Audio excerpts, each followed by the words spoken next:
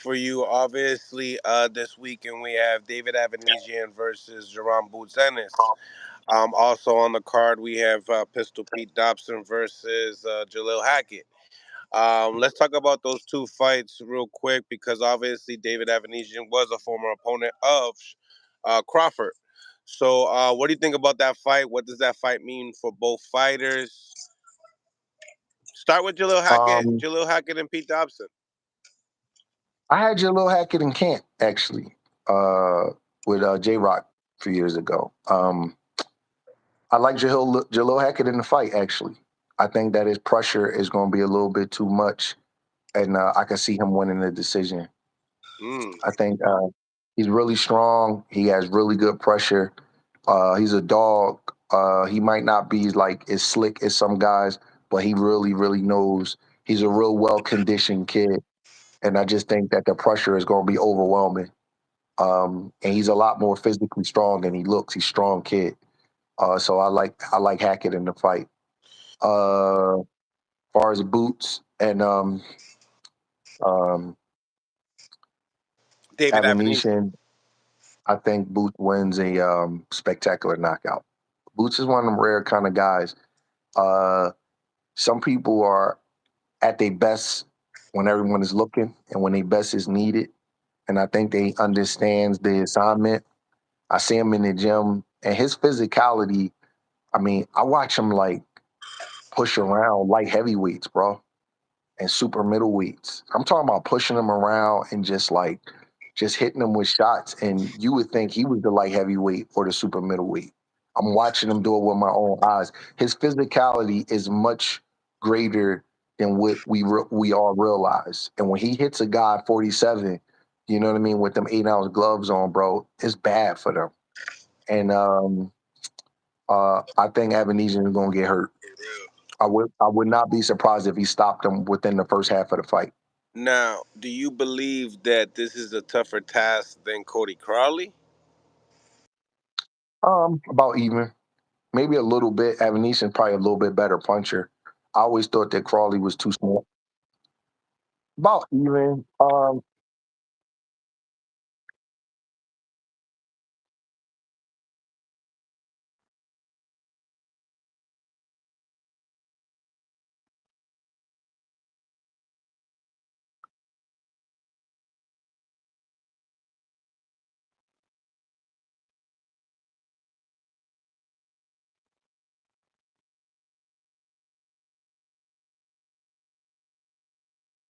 No, I don't think it's a cherry pick because Boots is the champion at 147. So he hasn't really even had a chance to defend his title. So why would he jump on the card to fight Virgil Ortiz for an interim belt at 154? I don't understand that. So I don't. Go on, coach. Sorry. I don't understand why would Boots chase a fight with Virgil Ortiz and jump on the card and fight Virgil Ortiz when he's a champion at 147. He can defend his belt at home. And he got a new promoter and he's defending his belt at home. Why would he fight Virgil Ortiz for an interim title or no title at all at 154? Like why does he have to move up to fight Virgil Ortiz when he has a chance to fight to defend his title at home? I don't understand. I don't know who you said that, but I just don't Bernie, your understand boy the logic. Bernie, your boy Bernie. Who's Burning? Bernie the boxer. Oh, Terrence Crawford's guy. Yeah. Oh, I didn't know, man. You said, all right, I didn't know you was talking about. No, Bernie, my guy, but I don't agree with that. Why do we have to move up and fight in a non-title fight against Virgil Ortiz? I don't get that. I guess he was Uh, looking at the competition. Maybe he just knows it's going to be a highlight reel and he don't want to see it. well, I mean Crawford fought that same guy in the Stay Busy fight. So if he was good enough for Crawford to fight in the Stay Busy fight Got paid a on lot Black of money for Prime, that fight too. I know, but listen, why would he be good enough to fight at Boots? Isn't that what young fighters do? They take a fighter that an older, more established fighter has beaten, and then they have a side by side comparison. Isn't that what they do? So I don't get that because every fighter do that. Bernie knew that. Mm. I'm sure Terrence has done that too. Terrence, he might fight a guy after Pacquiao or one of them. I can't remember everybody on their resume. And then you have a comparison, like, well, look what I did to him compared to what you did to him. So I don't think that's unreasonable. Crawford fought Amir Khan, right? True, but then You know, you know the saying too, coach. A lot of these guys that they get beat by certain fighters. It's like punching a hole in their stomach. You're fighting a wounded guy, a guy that's never going to be the same. You know.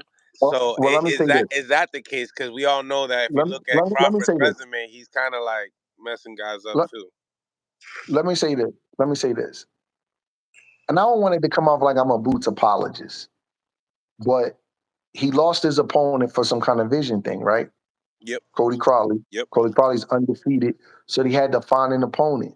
So at that point, you got to find the most willing, acceptable guy. You got to save the show. They done sold a bunch of tickets. Boxing is also a business, so I don't want to get too critical on that because he tried to fight the number one guy. The number one contender. He tried, but the guy didn't pass the division test, so you had to move on. So when they moved on, I was hoping they would pick um uh Conor Ben, to make it a Brit versus America thing and come to Philly and do the declaration of all that. And I was hoping they would pick him, but they pick Avanesyan. So I don't want to be critical of the opponent when the other opponent fell out, though. You know what I mean? Listen, the only people that's going to be looked at as a challenge to Boots right now at 147 is literally nobody. There's nobody at 147 that people are going to look at and be like, yo, they could beat that. That guy can beat him. They're not. Earl and Bud moved up. Virgil Ortiz moved up. There's nobody at 147 who would even be less than a 4-1 underdog versus Boots. So the eyeball test say his talent, even if he fought Mario Barrios, Stanionis would be the closest one. Any of those guys will be a 4-1 underdog or more versus him. That's how dominant the eyeball test and with the Vegas odds makers look at him. Tell me a guy that they could look at me like, oh shit, he can beat him. It's not one.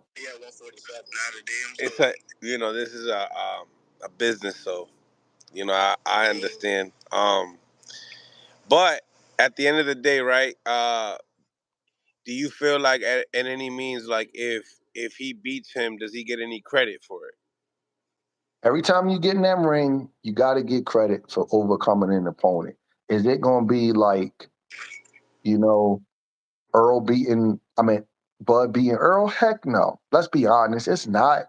But Is this guy punching more? Do you think if this guy's punching more than his last opponent, Boots' last no, opponent, Boots' last Roman opponent Villa? was a good puncher. Yeah, he was a Roman puncher. Villa could punch. He could punch. Big fat. Yeah. So okay. So do you feel like by any means this is going to be a sellout for Philly? Do you feel like you're in Philly right? Well, you're not in Philly right now, but you don't really know the vibes. But all your peoples are there. How's everybody taking it? As if you think everyone's going to be showing up, it's a packed house. Talk to me. I just got a call from somebody at the Wells Fargo that they having like a little section off for like, boxing people in the industry and boxing. So I just got a call from like one of the higher ups down there and it's like, yo, you want me to leave your name? And I'm like, you know what? I'm coming home that weekend. Go ahead and do it. So I think that the city is going to support Boots. I do. I think that the city going to support him. I don't want to predict like how many people going to be on there at there and all that, if it's going to be sold out because I can't really say that. But I think that I could see him having 10, 11, 12,000 people there. I could see that happening. It's hot. It's not a lot to do. It's not like the Eagles is playing or the Sixers is playing right now. So I could see that happening. The city, Boots is a humble kid. He's a nice kid. His family's pretty popular from uptown. Um, a lot of people gravitate to him in the gym and want to train around him and his dad. I think he's well liked. And we got a tough city, but as long as you up If you up, our city will ride with you. You know what I mean? The problem with our city is if you start losing in something, they'll turn on you quick. But I think Boots is gonna get his level of support, and I think he got the kind of style that kind of like feeds off of that. Hopefully, he's a little bit more under control than he was in his fight down DC with the guy Karen. But I think he got the kind of style that feeds off of that, and I'm looking for a spectacular performance. I think Boots gets the stoppage in that fight. Yeah, he said in the first half of the fight, he believes that Boots gets. I think he's gonna get a stoppage between 1 and 6. I think he's gonna come out smoking on that guy. I agree. I agree. Coach, I appreciate you for your time, man. Thank you for breaking down some of these fights and reactions, man. Oh, no problem, man. No problem. Appreciate you. Can't wait to hear the fight update too with Caleb Shit business.